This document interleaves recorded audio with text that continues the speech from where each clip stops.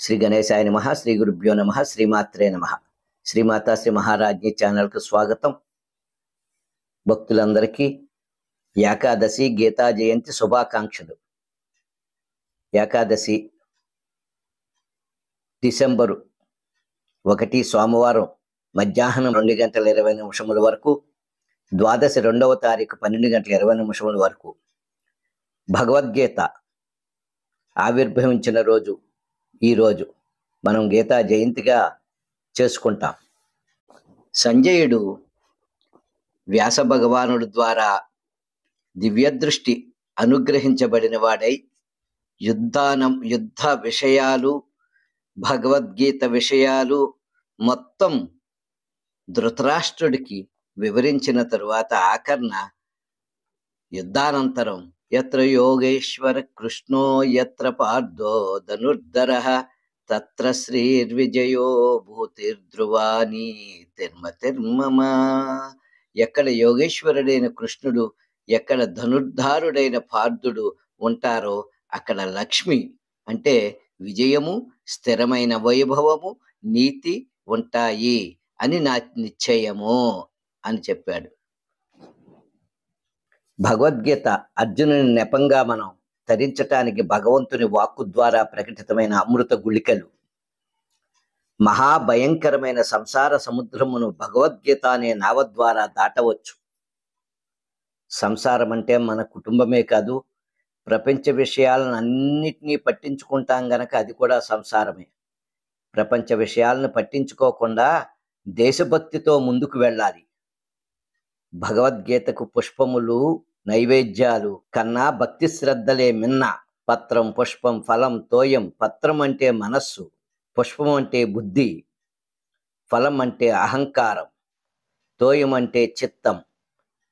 వీటిని భగవంతుడికి భగవన్నామ స్మరణతో మనస్సులో భగవంతుడిని చూస్తూ అర్పిస్తూ ఏ భక్తుడైతే ఉంటాడో ఆ భక్తుడు నాకు ప్రియుడు అన్నాడు భగవంతుడు. అదే భక్తి యోగ సారం. అప్పుడు మనస్సు అటు ఇటు పరిగెట్టకుండా నిశ్చలమవుతుంది. శ్రీకృష్ణుడు విదురుని ఇంటికి వస్తే ఆనందంతో తన్మయమై ఆనంద బాష్పాలు రాలుస్తూ అరటిపళ్ళు బదులు తొక్కలు పెట్టాడు ఆయనకు. వాటిని అమృతంలా స్వీకరించాడు కృష్ణ పరమాత్మ. విదురుని పరాభక్తి అటువంటిది. ఈ దివ్యాస్త్రం లాంటి భగవద్గీత మానవుడు పరిపూర్ణుడిగా ఎదగడానికి కావలసిన మార్గాన్ని చూపించింది. ఈ భగవద్గీత మోక్ష మార్గం. వివేకానంద స్వామి అన్నమాట, కామధేనువు పాల లాంటిది భగవద్గీత. శ్రీకృష్ణ పరమాత్మ వాక్కు ద్వారా అర్జునుడికి ఉపదేశించిన విజ్ఞాన గుళికలు, ఉపనిషత్తులు అనే తోట నుండి సేకరించిన ఆధ్యాత్మిక సత్యాలనే పుష్పాల సమాహారం ఈ భగవద్గీత అన్నారు వివేకానంద స్వామి. ఆచార్య వినోబా భావే అన్నమాట, నా శరీర వృద్ధికి తల్లిపాలు ఎంతగా ఉపయోగపడినవో నా బుద్ధి వికాసానికి భగవద్గీత అంతకన్నా ఎక్కువగా ఉపయోగపడింది అన్నారు. సర్వశాస్త్రాల సారం ఈ భగవద్గీత. హిమవత్ పర్వతం వంటిది. సమీపిస్తున్న కొద్దీ వైశాల్యం, సౌందర్యం, విశిష్టత అర్థమవుతుంది. 18 అధ్యాయాలు చదువుతూ అర్థం చేసుకుంటే సంసారం వదలనక్కర్లేకుండానే తామరాకు మీద నీటి బొట్టులా ఉంటూ ముక్తిని పొందవచ్చట పెద్దల మాట. శ్రీకృష్ణ పరమాత్మ అర్జునుని యుద్ధం చేయమని చెప్పలేదు. ఆయనకొచ్చిన మోహం నేను, నా వాళ్ళు అని అర్జునుడికి వచ్చిన మోహాన్ని తొలగించాడు కృష్ణ పరమాత్మ. నీకు ఏది యుక్తమని తోస్తే అది చెయ్యి అన్నాడు భగవంతుడు. మోహం, రాగం, ద్వేషం లేకపోవడం అనేది మహాభారత యుద్ధాన్ని గెలిచినట్లే. మన జీవితమే ఒక యుద్ధం. ఈ మోహరాగ ద్వేషాలను వదిలించుకుని కష్టం, సుఖం, దుఃఖం వీటిని సమానంగా తీసుకున్న వాళ్ళు స్థితప్రజ్ఞులు. రాగం లేకపోవడం వైరాగ్యం. వైరాగ్యంతో మనస్సుని విషయాల నుండి అభ్యాసముతో మళ్ళించాలి. తప్పకుండా మన మనస్సును మనం ఆపగలం అభ్యాసంతో. మాయ అంటే ఏది లేదో అది ఉందని అనిపించడం మాయ. అర్జునుడికి విశ్వరూపం చూపించి అటువంటి మాయపరను తొలగించి ఆత్మజ్ఞానము కలిగించి విజయుడిని చేశాడు కృష్ణ పరమాత్మ. కృష్ణ పరమాత్మ వీరి ప్రక్కన ఉండడం ఎందుకు? పాండవులు ధర్మాత్ములు కనుక. వరాహ పురాణంలో గీతామహత్యం గురించి చాలా బాగా వివరించారు. రమణ మహర్షుల వారిని ఒక భక్తుడు భగవద్గీత 700 శ్లోకాలు కదా స్వామి, అవి అన్నీ చదివి అర్థం చేసుకోవడం కష్టంగా ఉంది, మీరు కొన్ని శ్లోకాలు చెబితే అవి పఠించి తరించుతాము అంటే ఆయన 42 ఆత్మజ్ఞాన శ్లోకాలు ఆయన 42 ఆత్మజ్ఞాన శ్లోకాలు గీతలోవి చెప్పారు. ఆత్మస్వరూపుడైనటువంటి రమణ మహర్షుల వారు భగవద్గీతలో ధృతరాష్ట్రుడు ఒక్క శ్లోకం చెప్పాడు. ఆ ఒక్క శ్లోకంలోనే నావాళ్ళు పాండవులు అని వేరు చేసి ధృతరాష్ట్రుడు ఒక్క శ్లోకం, సంజయుడు 41 శ్లోకాలు, అర్జునుడు 84 శ్లోకాలు, శ్రీకృష్ణుడు 574 శ్లోకాలు చెప్పారు భగవద్గీతలో. శ్రీకృష్ణ పరమాత్మ చెప్పినవి 574 శ్లోకాలు అద్భుతమైన మంత్రాలు. 11వ అధ్యాయం విశ్వరూప సందర్శన యోగంలో 40వ శ్లోకం నిత్యం అభ్యాసం చేస్తే మోహంపై గెలుపు సాధించవచ్చు. నమ పురస్తాదపృష్టతస్తే నమోస్తుతే సర్వత ఏవ సర్వ అనంత వీర్యామిత విక్రమస్త్వం సర్వం సమాప్నోషి తతోసి సర్వః.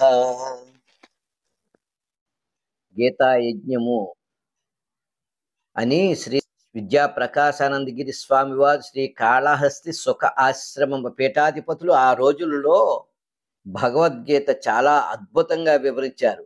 ఈరోజు అవి విని తరించండి యూట్యూబ్లో. ఈ గీతా జయంతి రోజున శ్రీకృష్ణ పరమాత్మకు షోడశ ఉపచార పూజ అంటే 16 ఉపచారములు పూజ చేయాలి అని పద్మపురాణంలో చెప్పారు. బిల్వపత్రాలు లేక మందార లేక గన్నేరు పుష్పాలతో అష్టోత్తరంతో పూజ ఏకాగ్రతతో చేయండి అని చెప్పారు. పుష్పాలు దొరకకపోతే మనసే పుష్పం, ఏ పుష్పాలు దొరికితే ఆ పుష్పాలతోటే పూజ చేసుకోండి. కుదరకపోతే దేవాలయానికి వెళ్ళండి. వాసుదేవ గోవింద అంటూ 27 ప్రదక్షిణలు చేయటం అనేది పురాణ వాక్కు. కనీసం 3 ప్రదక్షిణలు చేసి భగవంతుడిని దర్శనం చేసుకోండి. కావలసినవి భక్తి శ్రద్ధలు. కృష్ణ పరమాత్మ అన్నమాట, ఎవరు సమస్త కర్మలు నాయందు సమర్పిస్తారో, నన్నే పరమగతితో తలుస్తారో, నన్నే ధ్యానిస్తూ ఉపాసిస్తారో అట్టి వారిని జనన మరణ ప్రవాహ రూప సంసార సముద్రం నుంచి శీఘ్రంగా ఉద్ధరిస్తాను అంటే మళ్ళీ జన్మ లేకుండా చేస్తాను అన్నాడు. ధర్మరాజుకి అశ్వమేధ యాగం చేసి భోజనాలు పెట్టినప్పుడు కించిత్ అహంకారం వచ్చింది. దానిని ఎలా రూపుమాపాడో కృష్ణ పరమాత్మ ఒక కథ ద్వారా తెలుసుకుందాము. మనం తెలుసుకోబోయే ఈ కథ జమదగ్ని మహర్షి చరిత్రతో ముడిపడి ఉంది. అదేమిటంటే, జమదగ్ని మహర్షి ఒకనాడు పితృకార్యం నిర్వహించవలసి వచ్చింది. ఒక కొత్త కలశంలో తానే స్వయంగా ఆవు పాలు పిండి పదిలంగా ఒక చోట పెట్టాడు. ఆయనను పరీక్ష చేద్దామని క్రోధ అనే దేవత ఆయన ఆశ్రమంలోకి వచ్చి ఏదో ప్రమాదం వల్ల అన్నట్లుగా నటిస్తూ ఆ క్షీర కలశాన్ని కింద పడేసింది. జమదగ్ని ఏమీ కోప్పడలేదు. యజ్ఞం మందు క్రోధము, శాంతము మొదలైన గుణాలన్నీ కూడా దేవతా స్వరూపాలలో అంటే మంత్రస్వరూపాలలో ఉంటాయి. వాటికి వాస్తవంగా రూపములోకి వ్యక్తిత్వాలు రూపములతో కూడిన వ్యక్తిత్వాలు ఏమీ లేవు. దేవతలన్నీ కూడా మంత్రములందే ఉంటాయి. పితృకార్యం కోసం స్వయంగా పితికిన పాలు అవి. అలా ఆ పాలు ఒలికిపోవటం చేత పితృకార్యం చెడిపోయింది. ఎన్నో ప్రాయశ్చిత్తాలు చేసుకోవాలి దానికి. అయినప్పటికీ కోపగించకుండా ఆయన శాంతంగా ఉంటే ఆ క్రోధ అనేటువంటి దేవత మహర్షి ఎదురుగుండా వచ్చి, మహాత్మా, భృగు వంశీయులు మహా కోపము ఉన్నవాళ్ళని విన్నాను నేను. నీ యందు అదేమో అసత్యం అనిపిస్తోంది. ఈ పని నేనే చేశాను, నన్ను క్షమించు అన్నది ఆ క్రోధ దేవత. అలా అని ఆ దేవత వెళ్ళిపోయింది. పితృకార్యం సరిగా జరగలేదు. ఆ రాత్రి ఆయనకు పితృదేవతలు కనబడి, నాయనా, నువ్వు ఎంత తప్పు చేశావు, మా కోసం ఆరాధన చేద్దామని జాగ్రత్త పరిచిన ఆ భాండంలోని గోక్షీరం ఎవరో పడవేస్తే అలా ఊరుకోకూడదు కదా, దాన్ని శాంతం అంటారా? సమయాసమయాలు తెలిసి శాంతం వహించాలి, కానీ ఇలాంటి విషయాల్లో శాంతం పనికిరాదు. నీవు చూపిన శాంతం పితృకార్యానికి దోషయుక్తంగా ఉంది. మంచిదనుకుని నీవు చూపించిన శాంతగుణం వల్ల కర్మలో భ్రష్టత వచ్చింది. దానివల్ల నీకు దోషం వచ్చింది. నీవు చేసిన దోషానికి ప్రతిఫలం అనుభవించి తీరాలి. కాబట్టి ఒక జన్మ నువ్వు ముంగీసవై పుట్టు అన్నారు. జమదగ్నికి శాపం ఇస్తూ నకులమై పుట్టు అన్నారు. ఒక అర్థం నకులం అంటే కులరహితుడు అని కూడా అర్థం ఉంది. ఒక రకంగా ముంగీస్ అని కూడా అర్థం ఉంది. వాళ్లతో జమదగ్ని తండ్రులారా, మహాత్ములారా, తపస్వికి క్రోధం పనికిరాదని అందరూ అనటం చేత నాకు క్రోధం రాలేదు. నా తప్పు నాకు తెలిసింది కాబట్టి నాకు శాప విముక్తి అనుగ్రహించండి అని వాళ్ళని అడిగాడు. అప్పుడు వాళ్ళు, నీ మీద నాకేమీ కోపం లేదు నాయన, ఎంతటి వారికైనా కర్మఫలం అనుభవించక తప్పదు కదా. ఎప్పుడు విదగ్ధ విప్ర సమూహం అంగీకరించు ఉచిత వాక్యములతో భేదించి ఒక మహాధర్మము కీడని నీవంటావో ఆనాడు నీకు శాప విమోచనం కలుగుతుంది అన్నారు పితృదేవతలు. అని వెంటనే అదృశ్యమయ్యారు. ఆ తరువాతి వచ్చే జన్మలోనే ఆయన ముంగిసి అయి పుట్టాడు. ఆయనే ధర్మరాజు అశ్వమేధ యాగం చేస్తున్న సమయంలో ఆ యాగస్థలానికి వచ్చి సక్తుప్రస్తుడు అనే బ్రాహ్మణు యొక్క త్యాగాన్ని ఉదాహరణగా చెప్పి ఆక్షేపించాడు. వేలాది బ్రాహ్మణులు షడ్రసోపేతంగా భోజనం చేసి చేతులు కట్టుకుంటున్నారు అశ్వమేధ యాగంలో. వాళ్ళు చేతులు కడుక్కున్నటువంటి నీరు నదిలాగా ప్రవహిస్తున్నది. పంచపక్ష పర్వాన్నాళ్ళు తిన్నటువంటి సువాసన ఉన్నాయి ఆ నీళ్లలో. ధర్మరాజు చేసిన అశ్వమేధ యాగ భోజనాల నీళ్లలో భోజనాలు చేసి చేతులు కడుక్కుంటున్న నీళ్లలో ధర్మరాజు గంటకొక 1,00,000 బ్రాహ్మణ్యానికి బంగారపు పళ్ళాల్లో భోజనం పెట్టిస్తున్నాను నేను, ఇది మహాదానం అనుకున్నాడు. కొద్దిగా అహంకారం వచ్చింది ఆయనకు, సంతోషం కూడా కలిగింది. అంతకన్నా ఏమీ లేదు, కించిత్ అహంకారం. అయితే కృష్ణుడు తన భక్తులలో ఒక్క చిన్న దోషం కూడా ఉండనివ్వడు. కాబట్టి ధర్మరాజును పిలిచి, ఓ చిత్రం చూపిస్తాను, ఎలా రా అన్నాడట. ఆ చేతులు కడుక్కున్నటువంటి నీళ్లలో, ఆ పారుతున్న ఏరులో ఈ ముంగీస దొర్లుతోంది. దాని శరీరం ఒకవైపు బంగారం రంగులో మెరుస్తోంది, ఇంకో వైపు మామూలుగానే ఉంది. ఆ ముంగిస నీళ్లలో దొర్లుతోంది, మళ్ళీ బయటకు వస్తోంది, మళ్ళీ దొర్లుతోంది. ఏమిటి చిత్రం అని కృష్ణుని ధర్మరాజు అడిగితే, దాన్నే అడుగు, నాకేం తెలుసు అన్నాడట కృష్ణ పరమాత్మ. అయ్యా, నువ్వెవరు, నీ కథ ఏమిటి అని అడిగితే ముంగీసని ఎలా చెప్పింది. ధర్మరాజా, ఘడియకొక 1,00,000 బ్రాహ్మణ్యం తింటున్నారంటూ లోకాలన్నీ నీ అశ్వమేధ యాగం యొక్క వైభవాన్ని చెప్పుకుంటున్నాయి. 1,00,000 మందికి ఒకసారి మ్రోగే గంట ఉన్నదట, అందరూ చెప్పుకుంటున్నారు. నిరంతరంగా అది మ్రోగుతున్నదని చెప్పుకుంటున్నారు. ఈ దానం గురించి ప్రశంసిస్తున్నారు. అన్నదానం యొక్క మహత్తు పూర్వం నేను విన్నాను, అనుభవించి తెలుసుకున్నాను.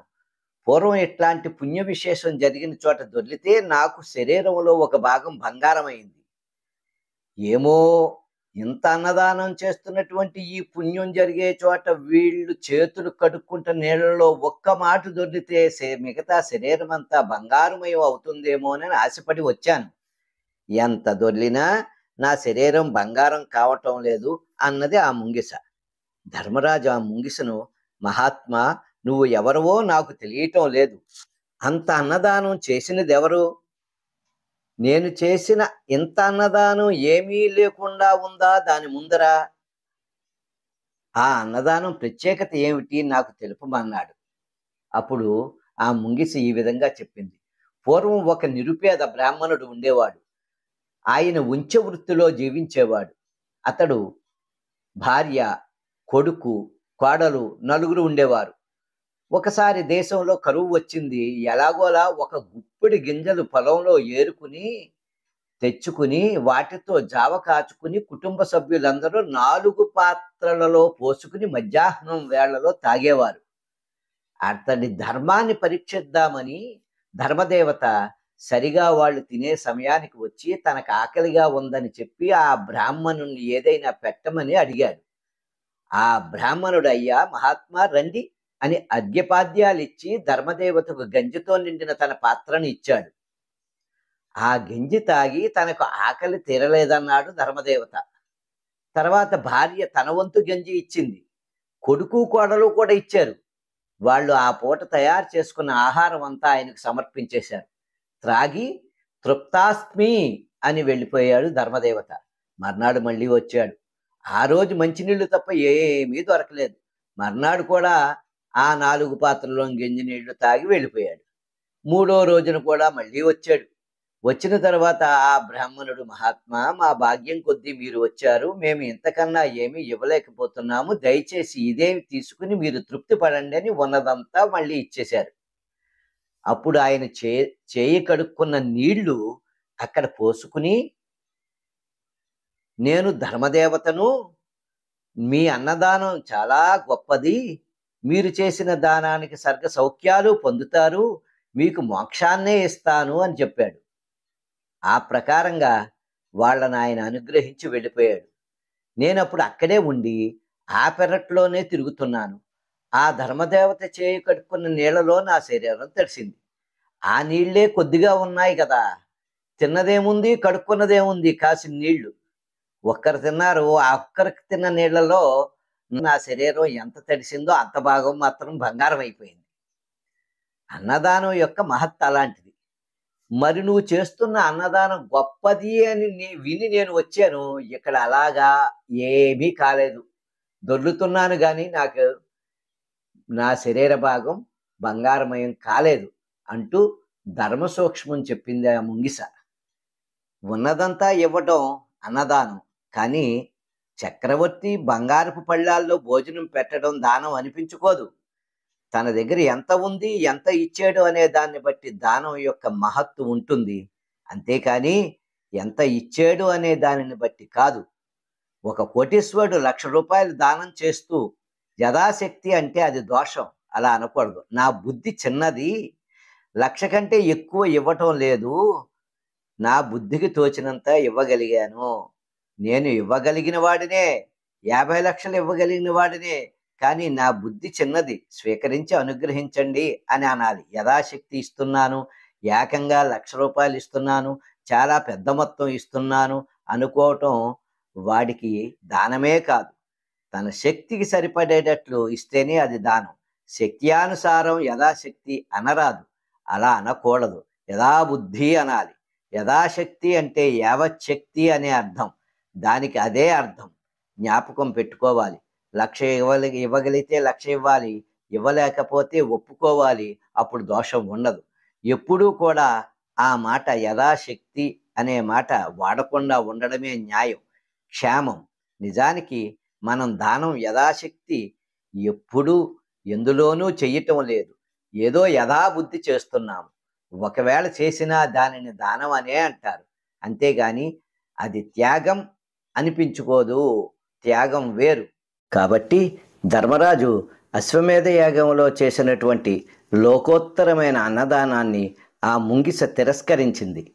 విప్రులందరూ ఎంత గొప్పదాత, ధర్మరాజు మహానుభావుడు అని శ్లాఘిస్తున్నారు. ఈ ముంగిస దానిని తిరస్కరించింది. అంటే లోకం అంతా ఒప్పుకున్న ఒక ధర్మాన్ని, ఒక మహాదానాన్ని నీవు ఎప్పుడు ఆక్షేపిస్తావో అప్పుడు నీకు శాప విమోచనం అన్నారు కదా పూర్వం పితృదేవతలు శాపమోక్షం ఇస్తూ. ఆ కారణం చేత ఈ విధంగా ఆక్షేపణ తెలపటం వల్ల ముంగిసకు శాప విముక్తి కలిగింది. ఆ ముంగిస జన్మ తరువాత జమదగ్నికి జన్మరాహిత్యం వచ్చింది.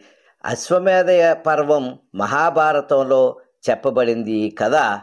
ఈ విషయాన్ని సద్గురు శ్రీ శివానందమూర్తి గారు ఆయన చెప్పినటువంటి మార్గదర్శకులు మహర్షులు అనే పుస్తకంలో కూడా ఉంది. ఈ రకంగా మనం ఈ ఏకాదశి గీతా జయంతిని చక్కగా జరుపుకుని ఆ కృష్ణుడి యొక్క అనుగ్రహాన్ని పొందాలని, గీతను శ్రీ శ్రీ శ్రీ విద్యాప్రకాశానంద గిరి స్వామి వారు ఆలపించి మనకి వివరంగా చెప్పినటువంటి యూట్యూబ్లో వారి యొక్క ప్రసంగాన్ని విని తరించాలని కోరుకుంటూ భక్తులందరికీ మరొక మారు ఏకాదశి గీతా జయంతి శుభాకాంక్షలు తెలుపుకుంటూ, ఈ విధంగా శ్రీకృష్ణ పరమాత్మ ధర్మరాజుకు వచ్చినటువంటి కించిత్ అహంకారాన్ని కూడా తీసివేశాడు. సర్వం శ్రీకృష్ణ చరణారవిందార్పణమస్తు. శ్రీమ